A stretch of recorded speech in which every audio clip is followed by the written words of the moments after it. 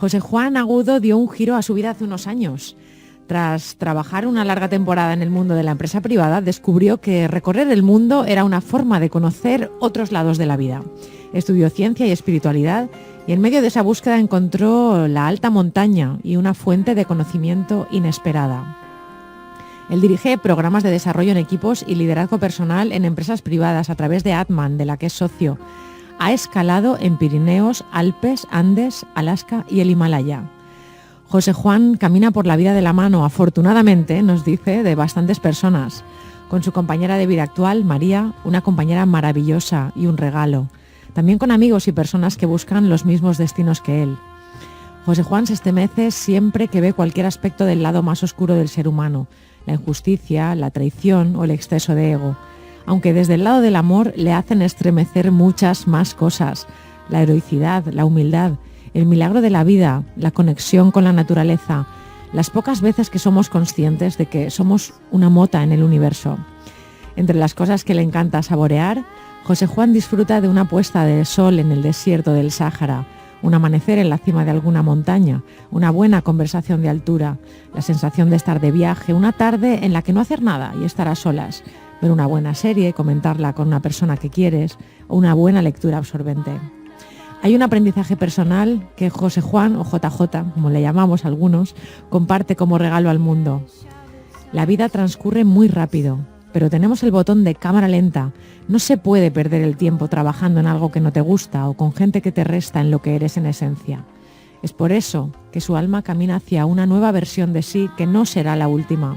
Seguirá aprendiendo algo nuevo cada año, descubriendo nuevas aristas del misterio del ser humano y la maravilla del fenómeno de estar vivo. Bienvenido, José Juan. Buenas tardes. Muchas gracias por invitarme una vez más a compartir un ratito con vosotras. Qué ilusión es tenerte, caminantes. José Juan Agudo forma parte del libro de este programa, de este libro que sabéis que presentaremos próximamente el 14 de abril en FNAC Valencia, que es 12 caminos para volver a ti.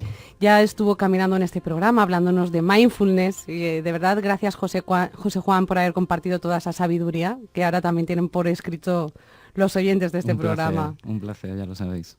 José Juan, hoy hablamos de la presencia, de la importancia de la presencia, y si te parece, ¿qué definición le darías a esto? Sí, la presencia es uno de esos conceptos en los que los límites del lenguaje precisamente marcan la capacidad de comprender, ¿no? A mí me gusta definirlo como instantes de no tiempo, ¿no? Instantes en los que la conciencia de quién eres, de lo que eres y de lo que sientes está centrada en ti, pero al mismo tiempo está fundida con el mundo exterior en el que en ese momento te estás desenvolviendo, ¿no? Si es una conversación, es una conversación, si es en la realización de una tarea, la realización de una tarea, si es en la práctica de un deporte, en la práctica de un deporte, y donde no hay un límite muy claro entre lo que tú eres y lo que estás percibiendo de ti mismo y la experiencia que el mundo externo te está favoreciendo, te está ofreciendo o te está presentando.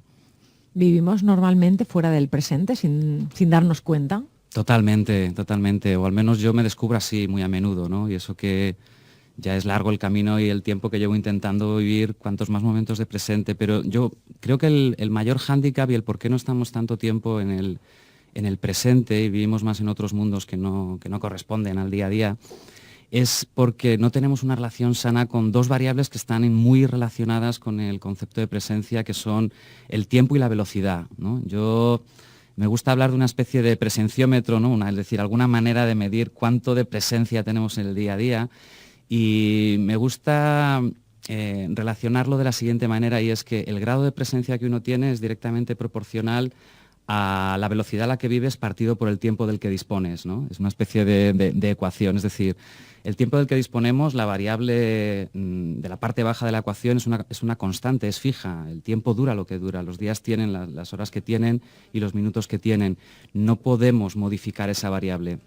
Sin embargo, la variable de la parte superior de la ecuación, la velocidad a la que vivimos, esa sí que es variable y esa sí que depende de nosotros.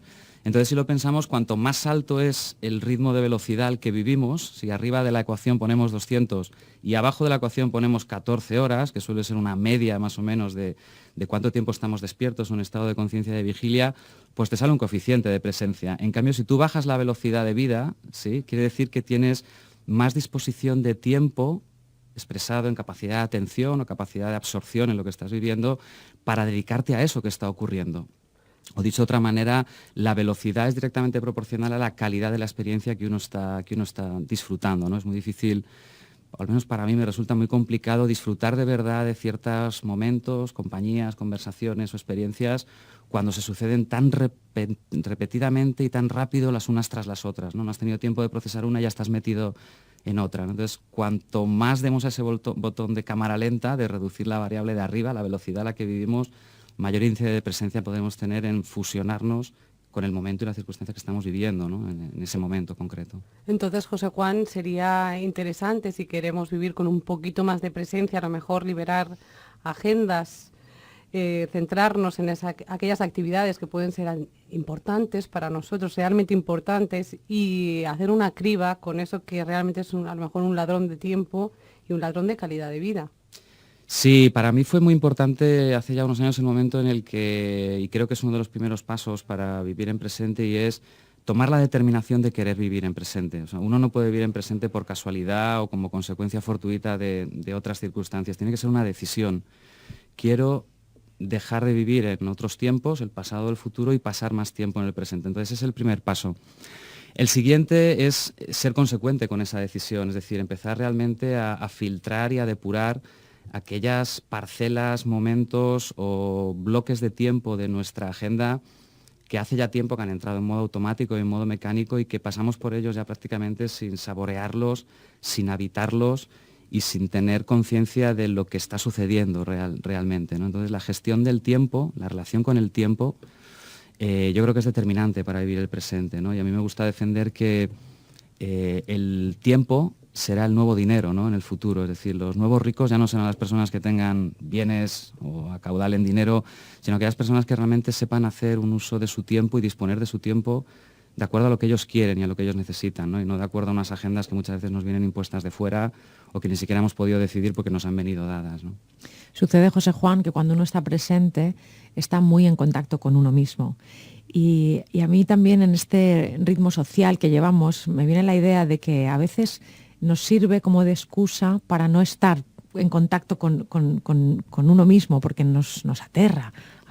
Sí. A veces estar presentes, ¿no crees que nos da un poquito de miedo? Y es por eso que buscamos esos ritmos tan acelerados, esa velocidad vital. Sí. Yo durante mucho tiempo viví la relación conmigo mismo, que creo que la presencia, una de las consecuencias que tiene es que te hace ser consciente de quién eres y de quién no eres. Quizás es más importante esto segundo, de qué tienes y qué no tienes. Y de alguna manera es como cuando uno entra en el trastero de casa y no quieres ni mirar aquello porque sabes que lo tienes todo manga por hombro y que algún día te pondrás pero que nunca te quieres poner, y es como un cuarto prohibido al que vas a lo justo y necesario, ¿no? Y pasas poco tiempo y suelen ser espacios poco habitables. La presencia, una de las cosas que tienes es lo que te dices tú, Mónica, o al menos así es como yo lo experimento y lo vivencio, ¿no? Y es que al estar en contacto contigo mismo es imposible evadirte de ciertas realidades, de ciertas verdades y de ciertas circunstancias que no por no mirar dejan de estar ahí, y que muchas veces son la causa de por qué sentimos lo que sentimos o por qué experimentamos la vida como la experimentamos, pero como no somos o no hemos aprendido o no nos han enseñado muchas veces a caernos bien a nosotros mismos y a saber disfrutar en soledad de uno mismo, sin necesitar a nadie ni nada, el experimentarnos a nosotros y el saborearnos suele ser amargo de principio si nadie te acompaña o te lleva un poquito de la mano, y por eso tendemos a taparlo con todas las distracciones que hay en el mundo actual, ¿no? Y muchas veces en ese encuentro con uno mismo o en esos pequeños instantes de uno estar con uno mismo, cuando uno empieza, es como realmente, como dices, ¿no? Como amargo, como uno que piensa que le falta algo más. Esto no puede ser así. Y es como si hubieran agujas dentro del cuerpo que te quieren sacar, que al final es el ego que te quiere llevar a la zona de confort, ¿no? Que te quiere llevar a lo que ya conoce. Pero a esto se podrá aprender, ¿no, José Juan? A estar con uno mismo. Sí, es un camino que algunas tradiciones, tanto judio-cristianas de aquí de Occidente y del primer mundo, como islámico-orientales, ya hace mucho tiempo que lo tienen perfectamente trazado, ¿no? De cómo es ese camino de recorrer, de aprender a estar con uno mismo. Aunque se hablen con diferentes lenguajes y terminologías, al final ves que todas las grandes tradiciones, de una o de otra manera, con un lenguaje, con otro, van a parar al mismo sitio, y hay un proceso y un camino pedagógico. La primera parte de ese proceso es exactamente como tú has dicho, no suele ser dulce porque, entre otras cosas, es extraña, no estamos acostumbrados a mirar hacia adentro, entonces esa extrañeza produce una cierta sensación de aspereza que hace que no apetezca si no vas un poco de la mano de alguien que ya ha pasado por ahí y sabe que esa primera fase, por ejemplo, pues es normal, ¿no? Las siguientes barreras que uno se encuentra. Pero sí, es como aprender a hablar un idioma. Yo siempre pongo el mismo ejemplo, ¿no? Igual que aprender a hablar un idioma lleva disciplina, requiere tiempo, dedicación, una motivación fuerte. El aprender a estar con uno mismo, a disfrutar de uno mismo, de momentos de decir, y puede sonar soberbio, ¿no? De decir, es que yo solo mismo me basto, ¿no? Y te da una libertad grandísima para luego salir al mundo sin la dependencia y la necesidad de que son otros los que te tienen que completar, porque uno ya ha experimentado que por sí mismo se basta, ¿no? Entonces, ese camino es como aprender un idioma, tiene unas fases, hay gente que va más rápido, hay gente que nos cuesta más, hay gente que necesitamos más perseverancia, pero al final es un camino bastante trazado ya y que siempre suele tener la misma constante, y es hacerlo solo es muy arduo, se puede hacer solo, hay personas que lo llegan a hacer solo, son los menos, lo más normal es hacerlo de la mano de alguien que hace ya un poco más de tiempo que uno lo empezó y ya simplemente por eso sabe qué te puedes ir encontrando durante el camino. ¿Y qué te puedes ir encontrando, José Juan? Porque claro, yo me pongo ahora en situación de uno de nuestros caminantes que ha escuchado esto del mindfulness, de la presencia, de la atención plena, se siente un poco incómodo y quiere empezar poco a poco a encontrarse consigo mismo.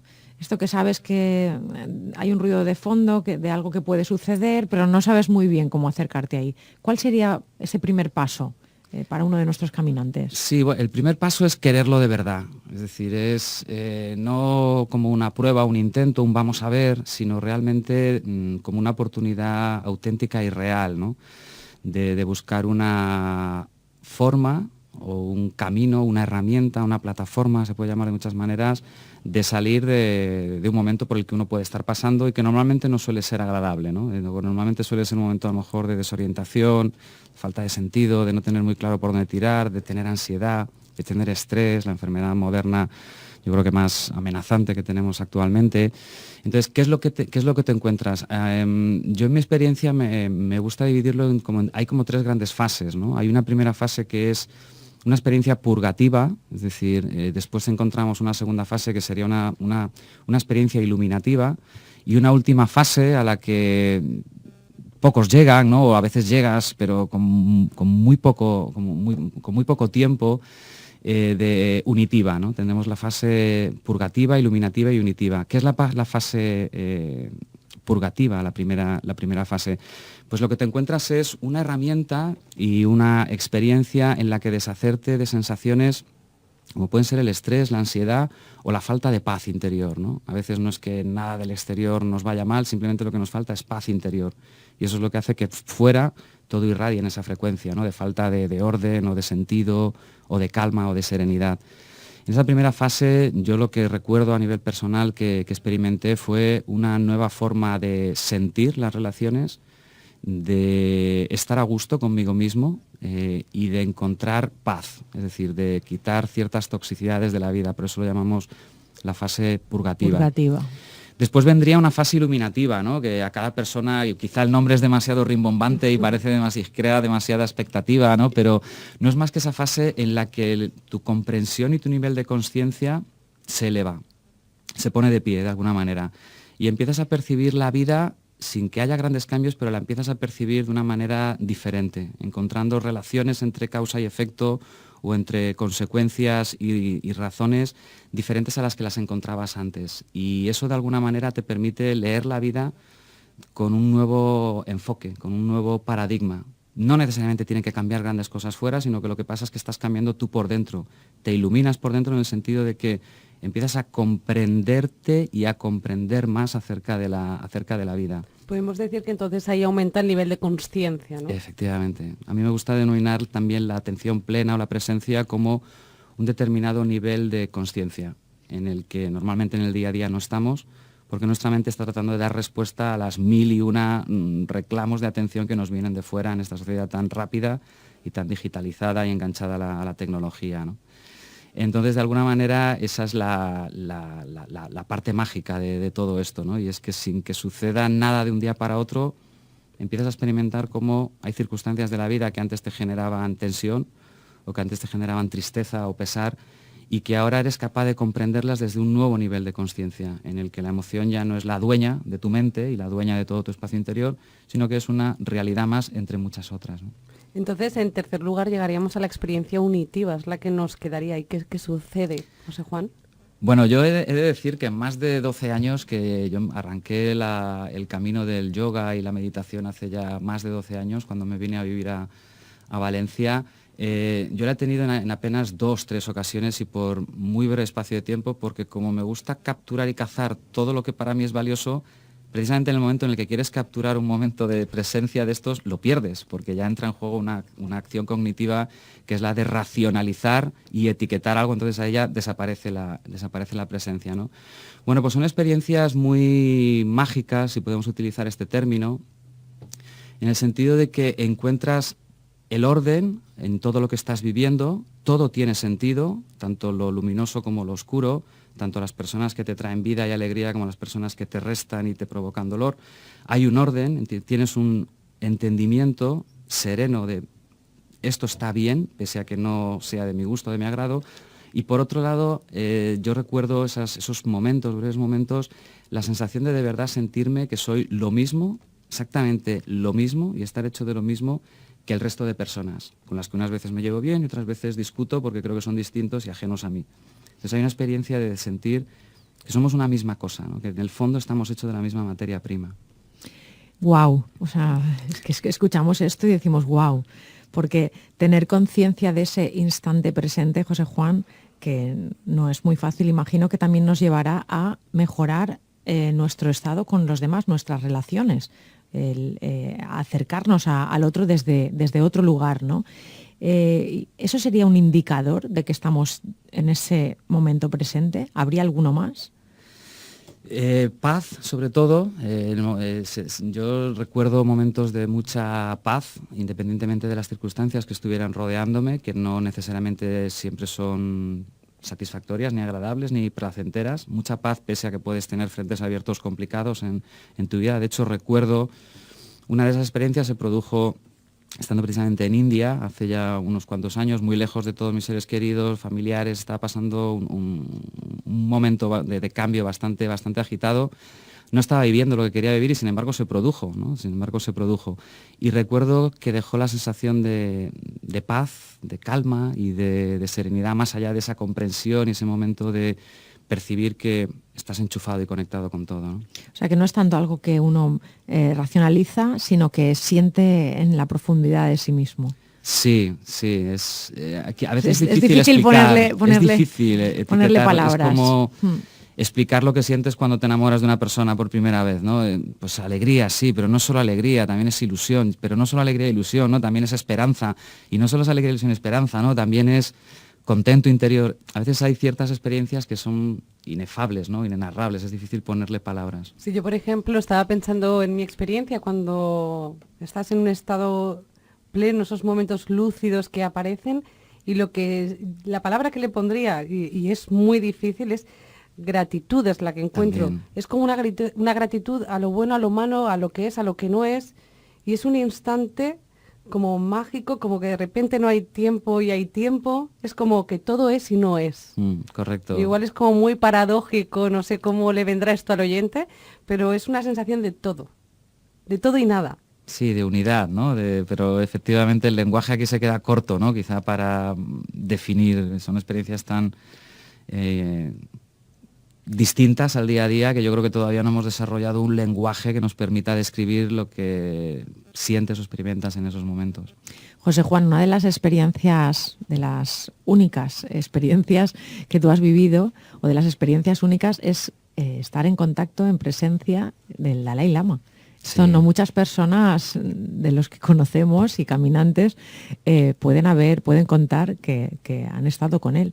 Y nos gustaría que nos narraras un poquito de cómo fue aquello, de cómo fue aquel encuentro. Imagino que también, pues por una mágica sincronicidad de la vida, te llevó a estar en presencia del Dalai Lama y a tener una breve conversación con él. Sí, de 15 minutos justos, ¿no? Sí, pues fue en el año 2012, exactamente el 8 de diciembre, el 8 de agosto a las 8 de la mañana. Y bueno, aquel año tenía una expedición para escalar en el Himalaya, en la zona de Cachemira, en la frontera entre India y Pakistán, íbamos al Kanyansé, y de camino teníamos que pasar por Leh, que Leh es la capital de la región de Ladakh, está al norte de India, y es donde realmente actualmente vive el pueblo y la cultura tibetana, que con la ocupación de China por parte en Tíbet, pues tuvieron que exiliarse y están en la región de India de Dharamsala y el norte de Ladakh, en concreto en Leh. Y en verano el Dalai Lama tiene ahí su residencia de verano y de descanso, y bueno, teníamos que pasar sí o sí por Leh para cargar provisiones y teníamos que acordar también algunas cosas con el seguro y con los guías.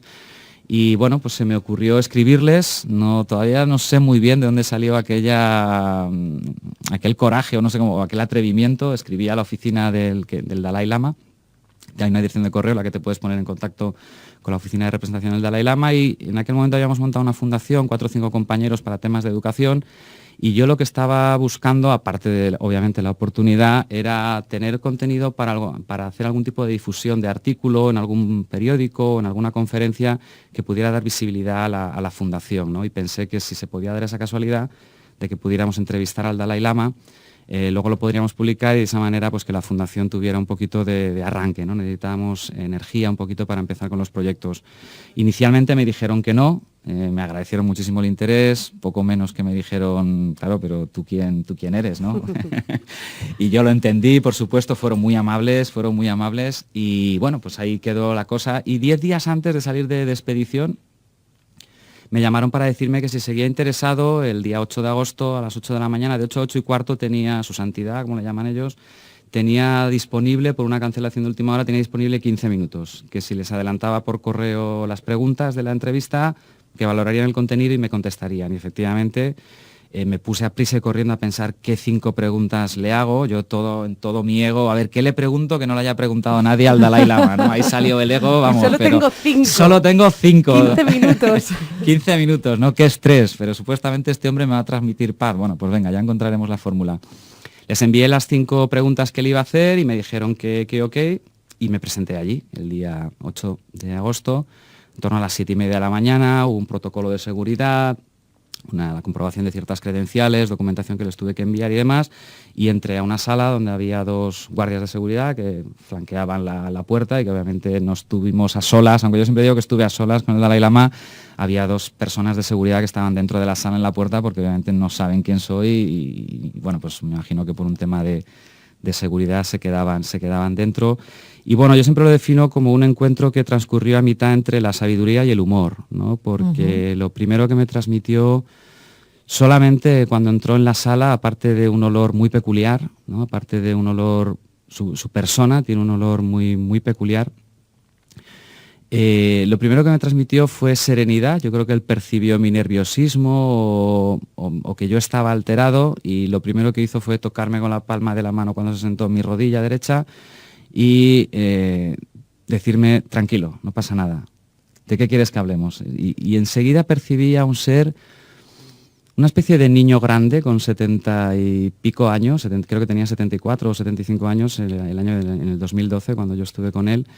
Recuerdo una persona con una profundidad de palabra increíble, una resonancia en todo lo que me decía, muchas veces en un tono de humor. Era como un niño grande hablando que al mismo tiempo se ríe de las cosas que te está contestando, no porque no les dé importancia, sino por la ilusión que le hace, ¿no? el hablar de esas cosas.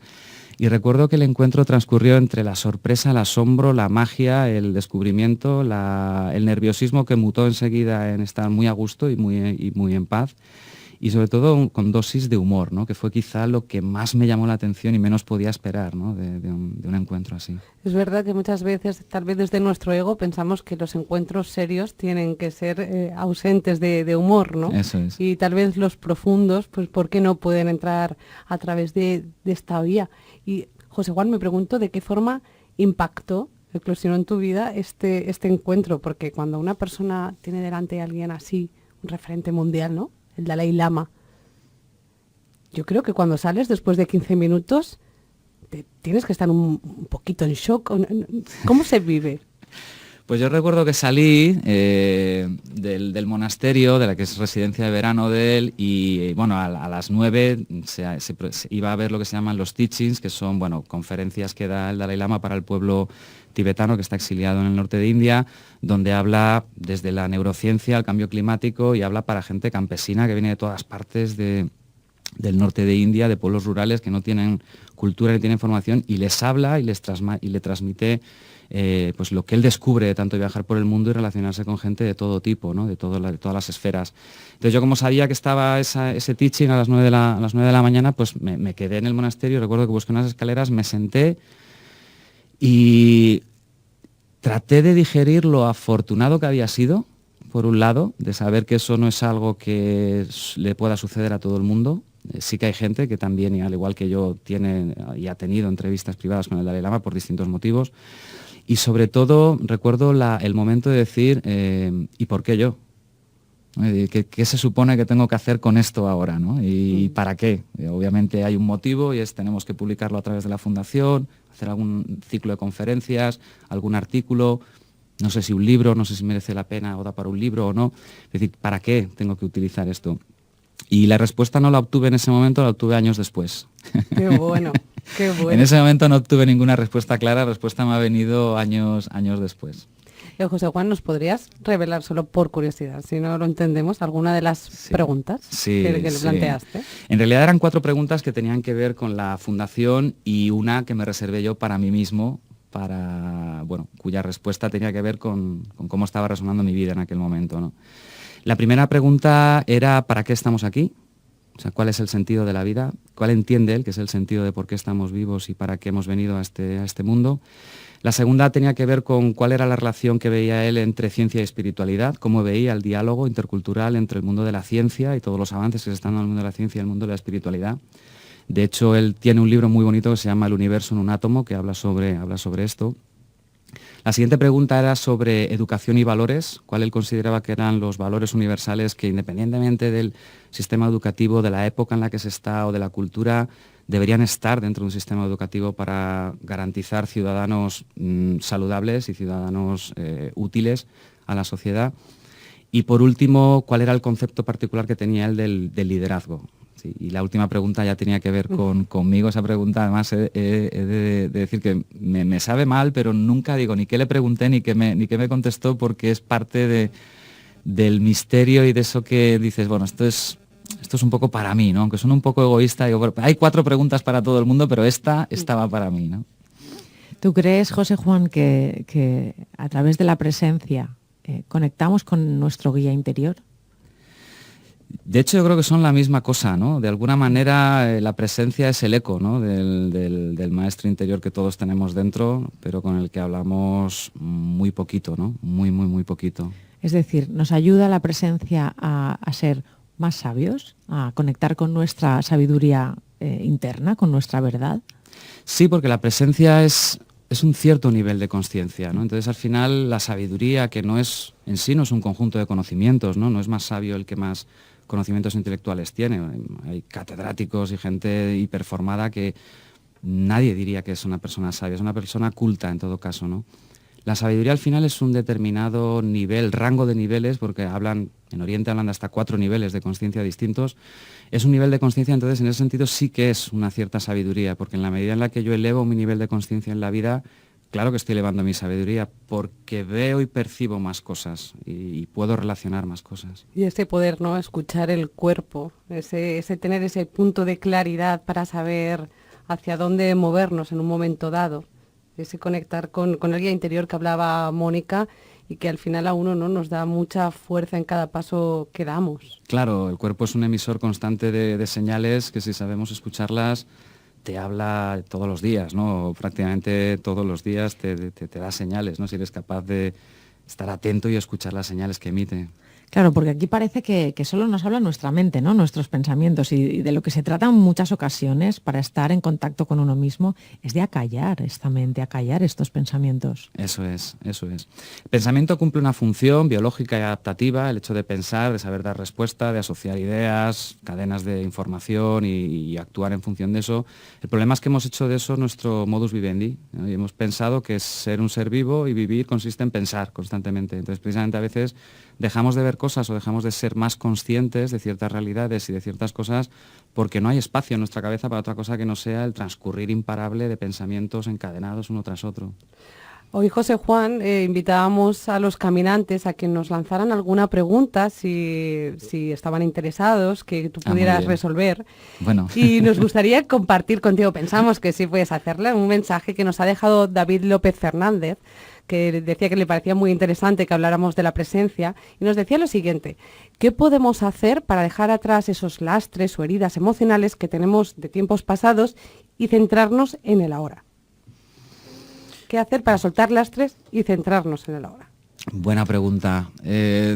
No sé si voy a ser capaz de dar una respuesta definitiva, ¿no? Pero al menos el cómo yo lo vivencio y cómo yo experimento este tipo de preguntas, que yo también me las hago y también las comparto con otras personas, es que al final cualquier cambio que uno busque en su vida siempre pasa por un cambio fundamental, que es el concepto que uno tiene de sí mismo, ¿no? Mientras uno no cambia el concepto que uno tiene de sí mismo y la percepción que yo tengo de mí mismo, es muy difícil que cambie algo de verdad y de manera estable en mi mundo, ¿no?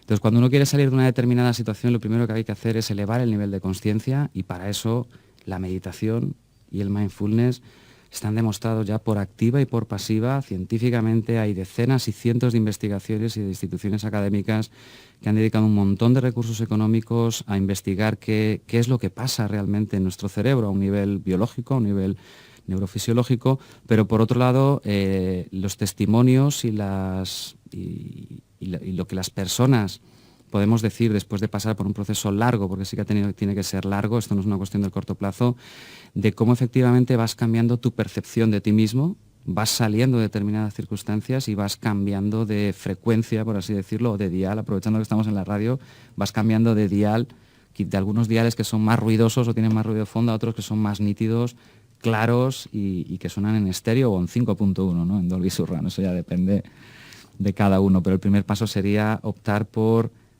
aquietar y autodisciplinar la mente. Y hacerte amigo de ti mismo, porque esto te lo he escuchado yo, José Juan, sí. Me encantó. O sea, estoy pasando la tarde con mi mejor amigo, que soy yo mismo. Sí, yo eso lo he aprendido en la alta montaña, donde aunque vas siempre en equipo y son actividades muy, muy de presente, donde la mente no puede estar en otro sitio que no sea el sitio en el que está, es tan absorbente la experiencia que automáticamente te lleva al presente. Pero al mismo tiempo pasas muchos momentos de soledad. Hay muchas horas en las que te toca trabajar, escalar y esperar, sobre todo el arte de esperar en soledad. Entonces yo ahí tuve dos opciones, una de dos: o dejas este deporte y te apasiona, o aprendes a estar en soledad contigo mismo y a llevarte bien contigo mismo, porque vas a pasar un montón de horas. Y con tiempo, con dedicación, con perseverancia y con paciencia, que son artes que hoy en día parece que están descatalogadas, acabas dando con la tecla, ¿no? Acabas dando con la tecla. Pero requiere eso, requiere paciencia, requiere determinación, requiere perseverancia y sobre todo requiere mucha confianza, ¿no? De saber que no sabes muy bien lo que vas a encontrar, pero seguro que merece la pena, ¿no? Qué importancia esto del silencio en nuestra vida, porque además de darnos ese estado de paz, nos lleva al encuentro con nosotros mismos y no nos damos cuenta que en todo ese diálogo nos perdemos, porque nos cuesta muchísimo, pero muchísimo, José Juan, estar con nosotros en silencio, pero también cuando tenemos a alguien al lado. Y Sí. ves que simplemente necesitas estar, y simplemente con ese estar algo se reconforta. Totalmente. Sí, el silencio es un lenguaje que tardamos tiempo en aprender a hablar, ¿no? Y efectivamente dicen que una de las mejores muestras de confianza entre dos personas es que sean capaces de compartir un momento de silencio sin que ninguno se sienta violento, ¿no? Por el hecho de no estar compartiendo aparentemente nada, cuando en realidad lo que estás compartiendo quizá es un momento de serenidad, un momento de estar presente o un momento de paz y de absorción en lo que estás viviendo, ¿no?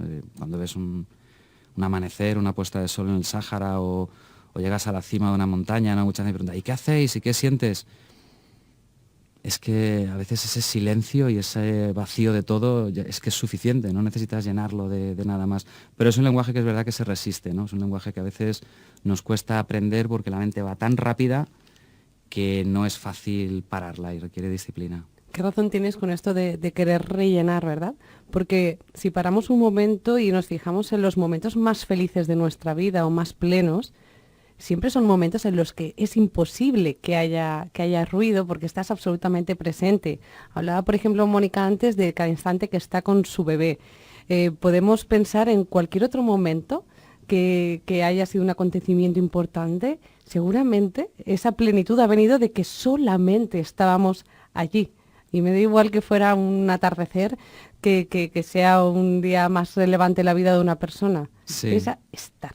Es estar y ser consciente. Porque cuando estamos dormidos, por ejemplo, en sueño profundo también estamos, la mente está parada, pero ¿dónde está uno? ¿No? ¿Dónde está una persona cuando está en un sueño profundo, o alguien que está anestesiado, o alguien que está en un estado de coma, por ejemplo? Está la persona, pero no está presente. De alguna manera esos momentos son momentos donde no hay nada, pero está uno. Uno está consciente en ese momento, aunque no hay nada, ¿no? Hay conciencia, hay una presencia ahí. José Juan Agudo, muchísimas gracias por haber caminado con nosotras. El tiempo ha pasado en el programa, Vaya. que decíamos de la velocidad. Llegamos ya al final de la entrevista, pero de nuevo ha sido un auténtico placer compartir este tiempo, este camino contigo. Y ya sabes que tienes las puertas de este programa abiertas para compartir. Gracias por el regalo de tus experiencias y gracias de nuevo por este camino. Muchas gracias a vosotras, Mónica y Patricia. Feliz presente. Igualmente, nos vemos pronto.